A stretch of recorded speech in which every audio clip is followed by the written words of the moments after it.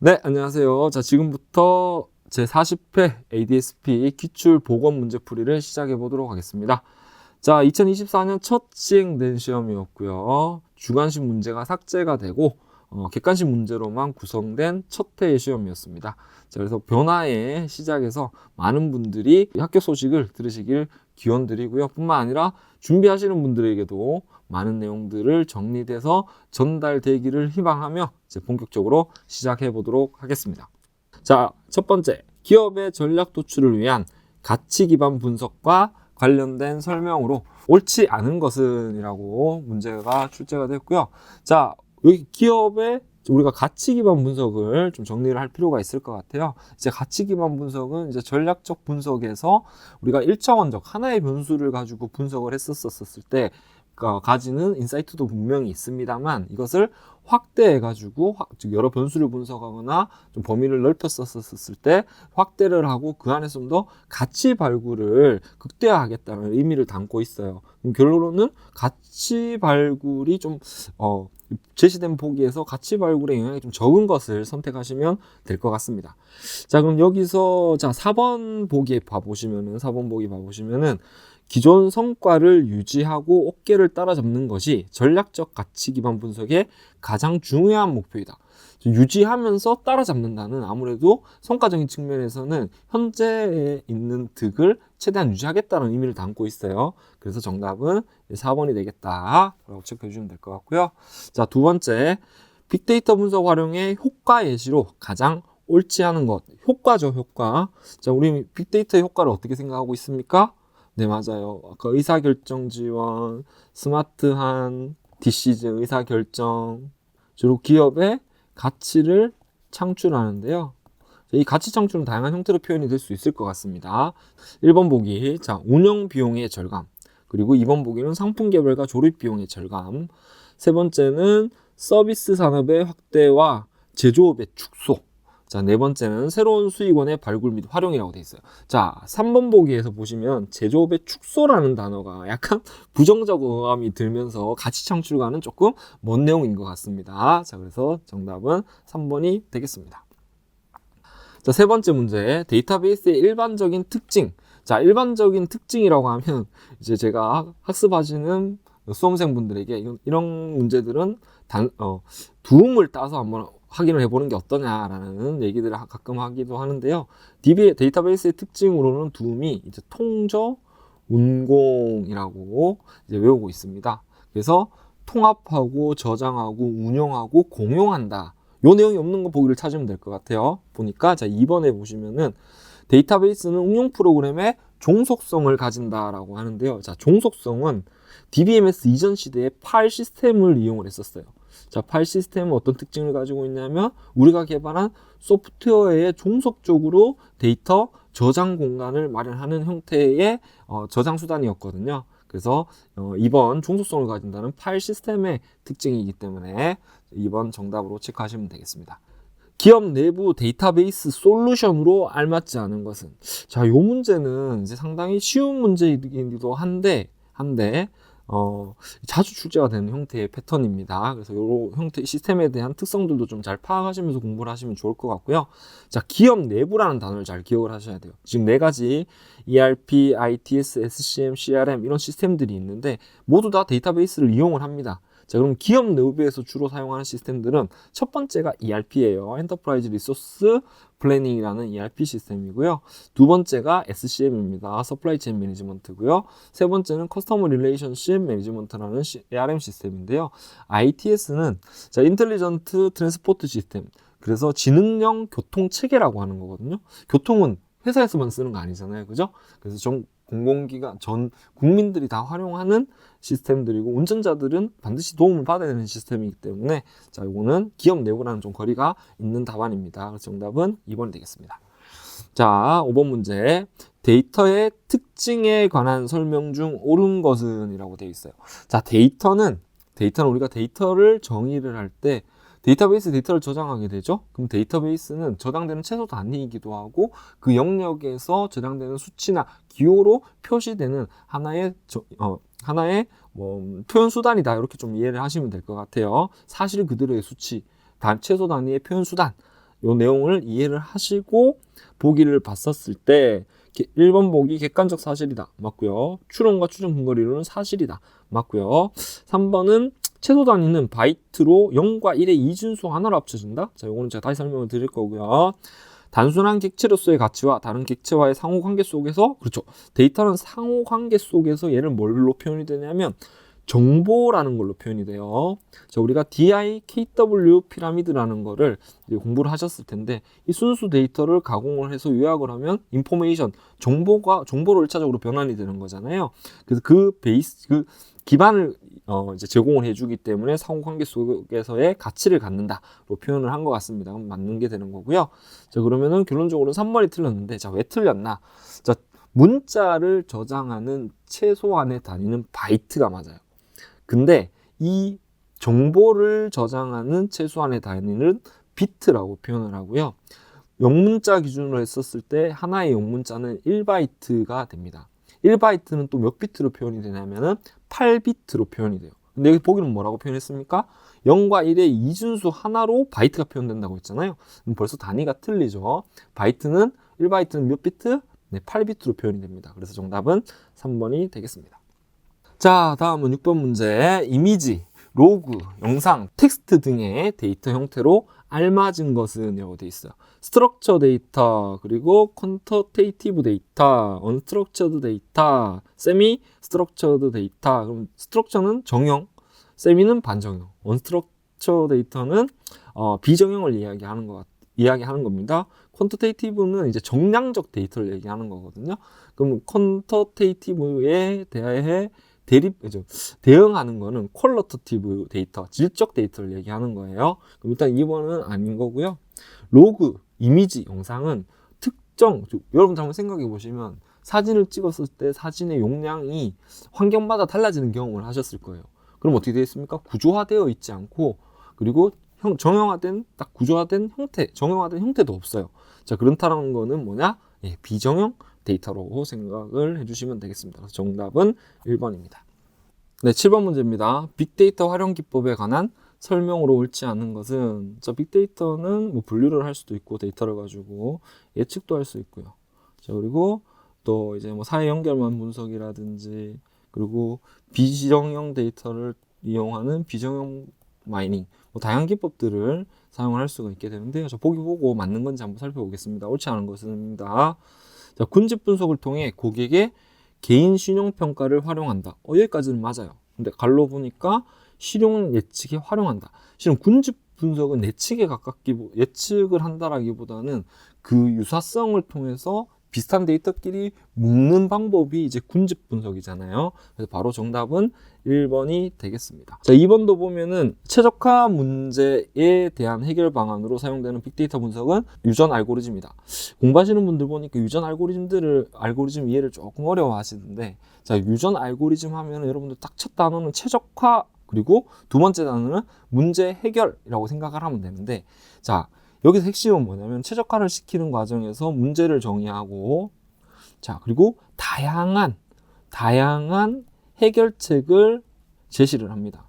자, 그럼 여기 여러 해결책들이 있을 거잖아요. 그럼 이 중에서 최적화를 하는 게 아니라 이 방법 해결책을 여러 기법들, 선택이다, 교차다, 뮤테이션이다, 이런 기법들을 통해 가지고 진화시켜 가지고 어떤 더 좋은 해결책을 찾겠다라는 거예요. 이런 개념을 담고 있는 게 유전 알고리즘이거든요. 그래서 보면 최적화, 해결 두 단어가 있기 때문에는 맞는 내용이 되겠습니다. 자, 텍스트 분석을 하는 것을 감정 분석이라고 한다. 텍스트 분석을 이용을 해가지고 특정 주제에 긍정이다, 부정이다. 자, 요걸 분석하는 걸 감정 분석이라고 하죠. 옳은 보기가 되겠습니다. 4번, 최근 핀테크 기업들은 사회 연결망 분석을 활용하고 있다. 그렇죠. 이제 금융권에서도 여러 이제 계좌를 사용하는 고객들이 있어요. 이 고객들 간의 관계, 이체 관계라든지 이런 걸 이용해 가지고 특정 고객에게 뭐 대출 이자를 좀 싸게 해주는 마케팅을 한다든지, 그걸 하기 위해서 사회 연결망 분석 SNL을 할 수가 있습니다. 그래서 정답은 옳지 않은 것은 1번이 되겠습니다. 자, 8번, 빅데이터가 만들어낸 본질적인 변화로 옳지 않은 것은 이라고 되어 있어요. 자, 본질적인 변화. 자, 크게 네 가지로 구분합니다. 이것도 두음이 있어요. 두음이 있는데 사, 표, 질, 인이라는 게 시작하는 영역입니다. 그래서 사전 처리에서 사후 처리, 그리고 표본 조사에서 전수 조사, 그리고 질보다 양적으로, 그리고 인과관계에서 상관관계. 자, 요렇게 빅데이터는 본질적인 변화를 만들어 주거든요. 자, 그럼 여기서 그게 아닌 것을 보니까 사전에서 사후 맞죠? 대면 조사, 표본 조사 아닙니다. 표본에서 전수 조사로 진행하는 겁니다. 자, 그리고 질에서 양에 맞고요. 자, 그리고 상관관계에서 인과관계가 아니라 인과관계에서 상관관계이기 때문에 자, 틀린 것은 그러면 나라가 되는 거겠네요. 그 정답은 2번입니다. 자, 9번. 가트너가 본 데이터 사이언티스트의 요구 역량. 그래요. 우리가 데이터 사이언티스트를 공부를 할 때 자, 일반적으로 역량 관점에서 두 가지를 구분하죠. 소프트와 하드 자, 영역이고, 자, 하드는 전문적인 지식이에요. 좀 뭡니까? 뭐 통계다, 그리고 분석 역량이다, 데이터에 대한 뭐 전처리 역량이다 등등 전문적 지식을 이야기하는 거고, 자, 그리고 소프트 역량은 자, 이걸 이용을 해가지고 이런 기법 하드 영역을 이용하기 위해서 커뮤니케이션, 그리고 설득력, 이해, 관리, 자, 이런 역량들을 얘기하는 거거든요. 자, 그러면은 근데 이 가트너라는 단어가 붙었어요. 가트너가 붙었어. 자, 근데 너무 당황하지 마시고 어떤 분석 측면에서 좀 더 우선순위를 가져야 되는 역량은 뭔지 네 가지 중에서 선택을 하시면 될 것 같아요. 자, 데이터 관리, 그죠? 데이터에 대한 관리가 필요하죠. 자, 모델링을 하는 게 가장 큰 모델링이 가장 또 중요한 영역 중에 하나고요. 저 비즈니스 알아야지만 분석의 인사이트를 도출해낼 수가 있습니다. 자, 그리고 네 번째는 조직 관리 중요하죠. 그렇지만은 데이터 사이언티스트에서도 역량으로는 나머지 3개 보기보다는 조금 먼 것을 알 수 있습니다. 그래서 정답은 4번이 되겠습니다. 자, 10번 문제. 데이터 사이언티스트는 이제 하드 스킬이 바로 나왔네요. 자, 하드 스킬이 나왔고, 자, 방금 여기에 말씀드렸던 내용입니다. 하드 스킬로 알맞은 것. 자, 데이터 분석, 시각화를 활용한 설득력. 시각화만 나왔었으면 하드 스킬로 들어갈 수가 있는데 설득력이라고 얘기했네요. 커뮤니케이션, 창의적 사고. 자, 그러면 전문적인 분석 능력에 관련된 거는 보기 1번 데이터 분석 기술이 되겠습니다. 자, 다음은 자, 2과목 데이터 분석 기획에 대한 내용입니다. 조직의 데이터 분석 문화를 자리 잡게 하기 위한 행동으로 알맞지 않은 것은이에요. 자, 이건 보기 보시고 좀 불편한 거 하나 선택하시면 되겠네요. 자, 쭉 보니까 4번 보시면 경영진 대상으로 한시적 교육을, 우리 교육은 삶에서 우리 IT 하는 사람들은 어떻습니까? 삶에서 이 교육, 학습을 빼놓고 얘기할 수는 없잖아요. 근데 한시적으로 데이터 분석이 해야 될 영역들이 이렇게 많은데 한시적으로 속성 교육을 강화한다. 자, 이거는 조금 부적합한 답안인 보기인 것 같습니다. 정답은 4번이 되겠습니다. 자, 아래에 설명한 데이터 분석 조직 구조는 자, 분석 조직은 크게 3가지로 구분이 됩니다. 그죠? 집중, 자, 기능, 자, 그리고 분산. 자, 그래서 여기 CEO 레벨들이 CDO든 이제 전체적으로 이 분석 조직을 관리하는 영역들이 있다라고 가정하고, 자, 기능 조직은 자, 본연의 그 해당 조직의 업무에다가 데이터 분석을 병행하는 걸 이야기하는 거고요. 자, 그리고 집중 조직은 본연의 팀이 있고 독립적인 분석 조직이 있는 형태를 이야기하는 거예요.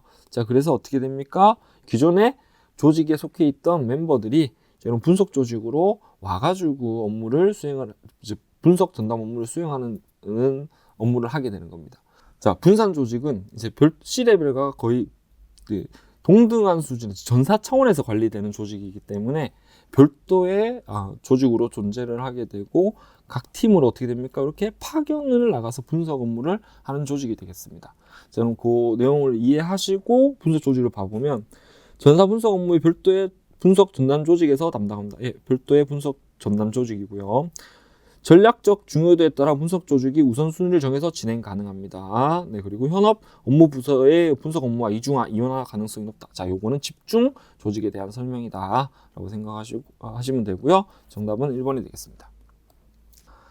13번 빅데이터 분석 방법론의 분석 기획 단계의 산출물인 프로젝트 범위 정의서에 들어가는 내용으로 옳은 것은, 자, 프로젝트 범위 정의서는 우리가 빅데이터 분석 방법론은 분석 기획에서 프로젝트의 전체 비즈니스를 이해하고 우리 분석 과업을 정의를 하고 그리고 그거에 대한 범위 정의서를 만들고 뿐만 아니라 뭐 WBS 같은 것들도 거기서 만들고요. 그리고 또 리스크 관리 계획 이런 것들을 수립하는 영역이 분석 기획인 거죠. 그 중에서 범위 정의서, 즉 어떤 분석 과제를 어떻게 할 것인지에 대한 과업 내용들을 정의한 문서가 범위 정의서가 되는 거예요. 자, 그럼 여기서 내용으로 옳은 것은 이라고 하고 볼 건데, 자, 1번 비즈니스 이해, 2번 데이터 정의, 세 번째는 데이터 스토어 설계, 탐색적 분석. 자, 데이터 정의는 어디서 하냐? 데이터 정의와 스토어 설계는 데이터 준비 단계에서 합니다. 그리고 탐색적 분석은 데이터 분석 단계에서 하고요. 자, 그리고 비즈니스 이해는 어디서 한다? 분석 기획 단계에서 합니다. 그 얘기는 이것만 보더라도 분석 기획 단계에서의 비즈니스 이해가 딱 매핑이 되네요. 여기에서 비즈니스에 대한 정의는 범위 정의서에 담게 됩니다. 그러면 비즈니스 이해 단계에서 수립을 한다, 이렇게 보시면 될 것 같고요. 정답은 1번입니다. 자, 14번 문제. 다음 중 CRSP-DM의 모델링 단계에서 수행하는 타스크로 옳지 않은 것은 이라고 되어 있네요. 자, CRSP-DM은 업무 이해하고요. 이해. 자, 그리고 다음은 데이터 이해하죠. 자, 그 다음은 데이터 준비를 하고요. 자, 그리고 다음은 모델링 하고요. 그 다음에 평가하고요. 그 다음에 배포하는 이 6단계로 수행이 되는데요. 그 중에서 여기 모델링 단계에서, 모델링은 뭐 하는 거예요? 학습시킬 데이터를 준비를 하고요. 그 알고리즘을 선택하기 위해서 학습을 시키고요. 그 학습에 대한 결과, 즉 모델링한 결과를 평가하는 이런 프로세스들이 정의가 되어 있는 단계라고 보시면 될 것 같은데요. 자, 그 중에서 아닌 것은 보니까 모델링 기법 선택 오케이, 모델 테스트 계획 설계 오케이, 모델 평가 오케이. 자, 데이터 통합은 이제 데이터 준비 단계에서 하는 액티비티가 되겠습니다. 자, 그래서 정답은 2번이 되겠습니다. 자, 빅데이터 분석 절차는 뭐 다들 외우고 계신 내용이에요. 제일 먼저 뭐 합니까? 네, 분석 기획합니다. 그 다음에 데이터 준비하고요. 세 번째는 데이터 분석하고요. 네 번째는 시스템 구현하고 평가 및 전개하는 5단계로 수행이 됩니다. 그럼 정답은 네, 4번이 되겠습니다. 자, 16번 문제. 분석 과제 발굴 방법 중 상향식 접근법. 자, 우리는 분석 과제 발굴에서 크게 두 가지입니다. 하향식, 상향식이 있어요. 자, 가장 큰 차이는 뭐예요? 자, 주제가 정해져 있어, 하향식은. 그래서 주제가 정해져 있기 때문에 그 주제를 기반으로 뭘 합니까? 그쵸. 문제를 정의를 하고요. 지금 앞에 문제 분류를 하고 문제 정의하죠.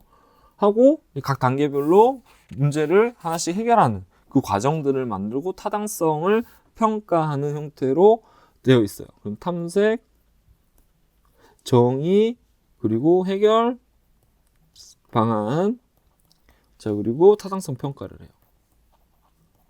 자, 상향식은, 자, 우리가 뭘 분석을 해야 할지 모르겠어. 그럼 이제 맨 땅에서 시작하는 거예요. 그래서 문제 과정을 도출하기 위해서 프로세스를 분류하고 흐름을 분석하고 요건을 식별하고 요건을 정의하는 단계로 되게 되어 있습니다. 자, 그래서 내용들 한번 읽어보고 옳지 않은 것은 한번 골라보겠습니다. 자, 분석 대상이 명확할 때는 솔루션을 찾는 방식으로 수행한다. 자, 요거는 좀 잘못된 답안이에요. 자, 일단 요거 일단 캐치를 해놓고요.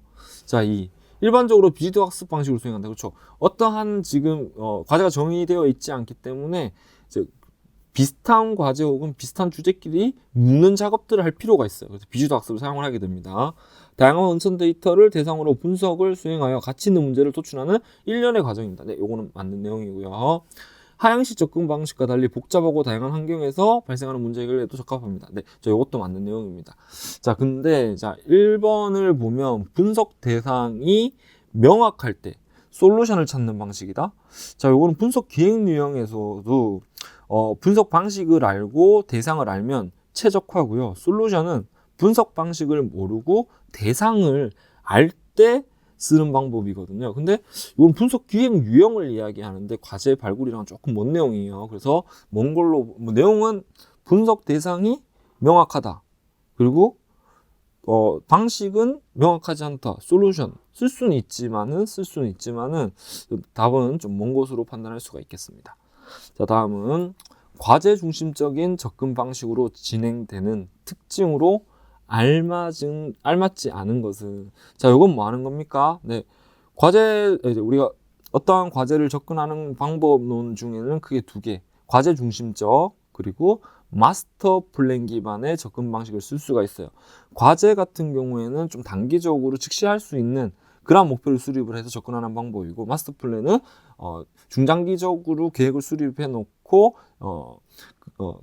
점진적으로 접근하는 방법이에요. 그래서 롱텀 뷰를 가지고 진행하는 방법입니다. 자, 그러면은 과제 중심적 접근 방식은 단기적 과제에서 빠르게 적응을 해보는 거잖아요. 그럼 스피드, 퀵인 다 들어갈 것 같아요. 자, 에큐런시 디플로이. 자, 요거는 마스터 플랜 기반에서의 유형이에요. 마스터 플랜. 자, 이렇게 체크하시고요. 자, 프로블럼 솔빙. 자, 요것도 과제 중심적인 접근 방식입니다. 그럼 정답은 3번이 되겠습니다. 자, 하향식. 아까 여기 하향식 우측에 써놨네요. 자, 써놓은 내용이고, 하향식 접근 방식의 수행 내용으로 옳지 않은 것은 이라고 되어 있네요. 자, 문제 탐색하고 정의하고 해결 방안. 탐색 있고, 정의하기 있고, 해결 방안은 없고, 여기 타당성이 있네요. 그럼 프로타이핑. 자, 프로타이핑은 언제 쓰는 거다? 네, 이것도 여러 방법론적으로 접근을 할 때, 먼저 주요 기능들, 핵심적인 결과를 요청자에게 보여주고 접근을 하고 그 결과를 피드백으로 받으면서 접근하는 방식이에요. 그때는 이제 이것도 이제 뭐 중요한 요건들이 명확하지 않을 때 접근하는 방식이기 때문에 상향식이 가깝습니다. 그래서 정답은 2번이 되겠습니다. 자, 19번 빅데이터 분석 방법론의 분석 기획 단계에서 우리 아까 앞에서 했던 문제 또 유사 문제가 출제가 됐네요. 주요 타스크 프로세스로 옳은 것은 이라고 합니다. 자, 비즈니스 이해 및 범위 설정. 정답 1번. 자, 필요 데이터 정의는 어디서 합니까? 필요 데이터는 데이터 준비에서 합니다. 자, 모델 적용 및 운영 방안 수립은 모델링. 모델 발전 계획 수립도 모델링입니다. 정답은 1번이 되겠습니다. 자, 분석 기획 유형에 관한 설명으로 옳지 않은 것은, 자, 이거 어렵게 생각하지 마시고 한번 그려봅시다. 자, 그려봅시다. 자, 이렇게 해가지고 여기가 대상. 자, 방식. 알아, 몰라, 대상, 알아, 몰라. 자, 언론이에요. 자, 방식을 알고 대상을 알고 있을 때 우리는 최적화. 자, 방식은 아나, 대상은 모를 때는 우리는 통찰. 자, 방식도 모르고 대상도 몰라. 그러면 발견. 방식은 몰라, 대상은 알아. 이건 솔루션. 자, 이렇게 접근하게 되죠. 자, 근데 보기에서 옳지 않은 거 골라라 라고 하고 있습니다. 자, 분석 대상을 알고 분석 방식도 아는 경우는 최적화 유형을 적용한다. 맞습니다. 최적화 솔루션 관찰 발견. 관찰, 통찰인데요. 자, 일단은 관찰 통찰로 볼 수 있으니까 일단 캐치션. 분석 대상을 알고 분석 방식을 모르는 경우, 분석 대상을 알고 분석 방식을 몰라. 솔루션. 네, 맞습니다. 발견은 분석 대상을 모르고, 요거는 분석 대상을 모르고, 맞죠? 모르고 방식도 모르는 경우 중요한다. 맞습니다. 그러면 정답은 관찰이 아니라 통찰을 아느냐라고 체크하는 문제였나 봅니다. 답은 2번이 되겠습니다.